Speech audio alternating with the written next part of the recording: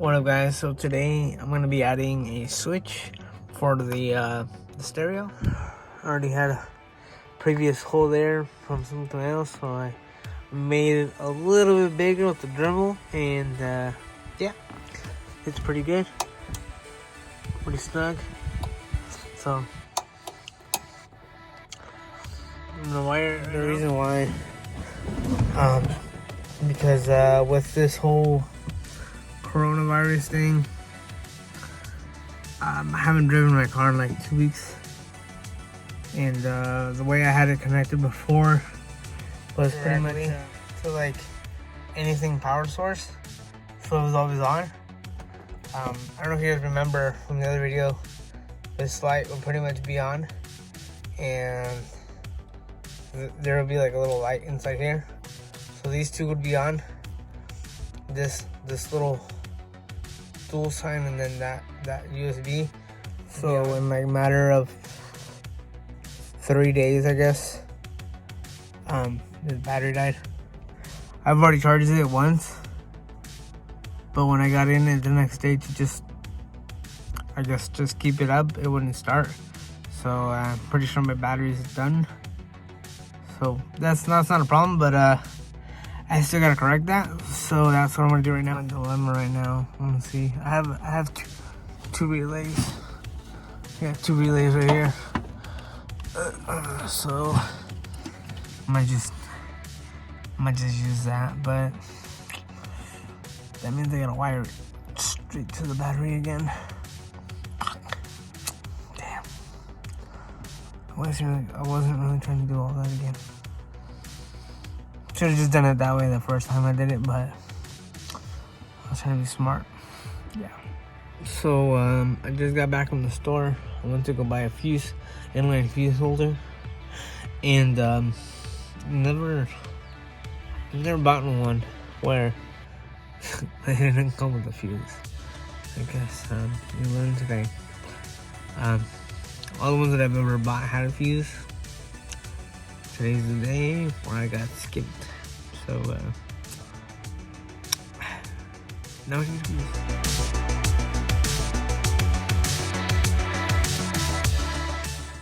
Alrighty, guys, so in the store I bought a fuse holder. Fuse holder without a fuse. Yeah. So I'm gonna wire it from here to there.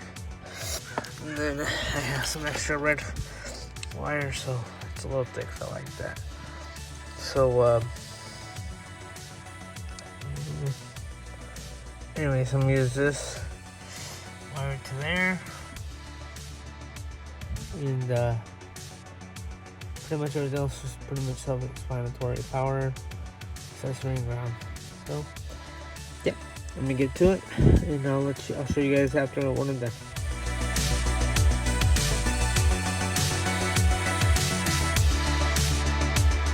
Alright, so just waiting for the battery to charge. Alrighty, guys, so the battery hooked up. Scar audio.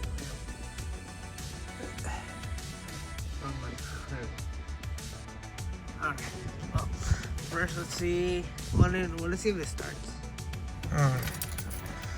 Let's see.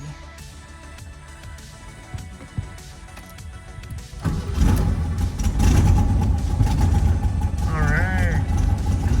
So yeah, that's to turn on. The switch is right here. I don't know, because I don't have a relay hooked up to it, so I do have a fusible link. So I don't know if you guys can see it. That link, that black piece right here.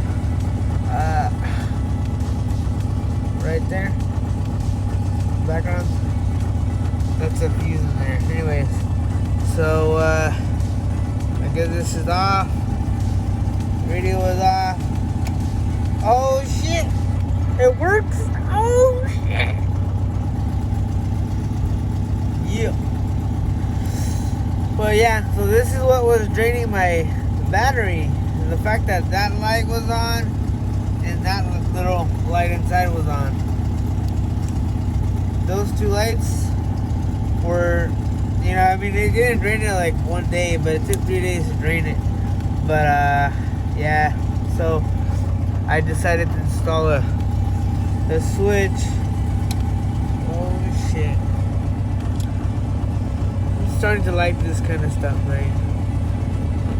I normally let my dad help me out. I normally let my dad like kind of just help me out and like just do it right the first time. But I don't know. Recently, I've been trying to do things myself. Like when I tried to install the relay switch, I mean I did it. I got it to work, but I didn't have a switch. So that's why I was like, you know, at that time I didn't have the time to just slap a switch on to it, even though it was literally just 2 cables underground. But I don't know. I doubt it's gonna need a relay because I mean I'm only pulling 12 volts or whatever the radio asks of it at times. But I'm pretty sure if I put a relay, the power would just be more constant. But I don't know about constant, but maybe a higher voltage. I don't know. Maybe that's why people put relays when they don't have that much current going to something. So then they just add a relay to just, I'm assuming, to just kind of amplify the voltage going to it. But anyways, I doubt it. I need that because the cable that I got into, that I tapped for the power source, was well into the 12 volts anyway, so I doubt it that I'm gonna need it. So yeah, I'll be 1000 with you guys. I don't know I know what I'm doing, but not to the point where I can do it with my eyes closed. So you guys are like, oh my god, adding a switch is so hard. After you do it once, like with the relay, I think it wasn't as hard because I did the relay.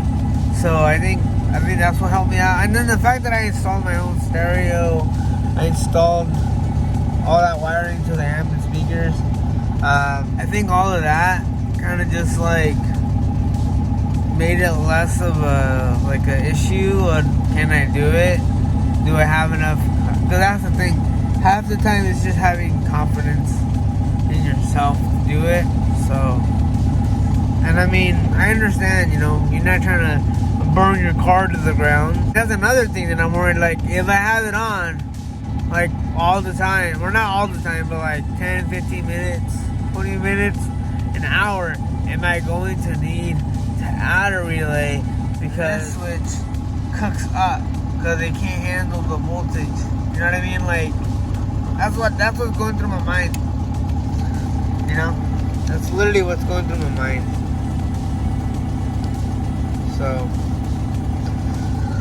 I don't know. I mean, for you guys that are like experts on the electrical stuff, all you guys that are electrical, do you think my stuff is gonna catch on fire if I don't hook a relay to it? So there's a fuse. That's a big ass wire. Literally, this wire, this blue one was already in the car. Like just sitting here. I think this was the for the amp. This was the excess amp wire, the one that comes out of the stereo, or that went to the previous stereo that I had before this one. So I just tapped into it. I cut it to length because it was pretty long, pretty long. It was like at least 20 feet, and the car is like max 6 feet. You know, so that thing was pretty freaking long. So I cut it. See, right here, you see it? Boom. Cut it to size, you know, so it wouldn't be all like dangling. Anyway, so this was the extra. So I just put a connector on there. Boom, to ground. Boom, right there to the nut. I don't know if you can see it. That nut right there. I got the ground to the wiper motor, that green one. Boom, hooked up to the wiper motor. And yeah, so that's what I did. So I'm super happy. I'm super stoked. I might put some heat shrink on the ends of those just to like keep them somewhat clean or away from anything. So, and yeah, so This is what was previously there, was the switch, but I didn't like how cheap it looked, and the fact that it only had 2 pins. I don't know. I wouldn't know where to get an extra pin. I don't even know where to buy one if I wanted to buy one. So I just took it out and added another one. So I'm pretty happy. I didn't want to get an LED one because then I don't know, it just wasn't, it was unnecessary. So, yeah. De verga y que trae un armamento, que su gente lo respeta para las drogas y las armas y que aparte trae un buen adiestramiento, que se habla con el ejército, no es cierto, que se habla con el ejército. So the only downfall that I've noticed is just like anything, when you disconnect it, it'll pretty much forgets what time it is. It doesn't recognize your phone anymore from Bluetooth. Yeah, I mean, you can no longer just get in and go anymore. You literally have to sit there, pair it up, like if you're first timer, and 2 or 3 minutes,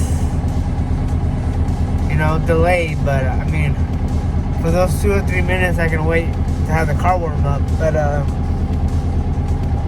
yeah, that's one thing that I've noticed. The time is never the same. You need to pair up every time. I mean, like before, I would just get in and go, and it would automatically pick up my phone and start playing whatever song I left up on, or whatever song it was last playing when I was in the car, if it wasn't too long. But yeah, so there is a downfall to everything, especially in an older car where it doesn't have accessory on the ignition. It literally only has off and on. So yeah, but I'm pretty sure there's other ways of getting around all that, but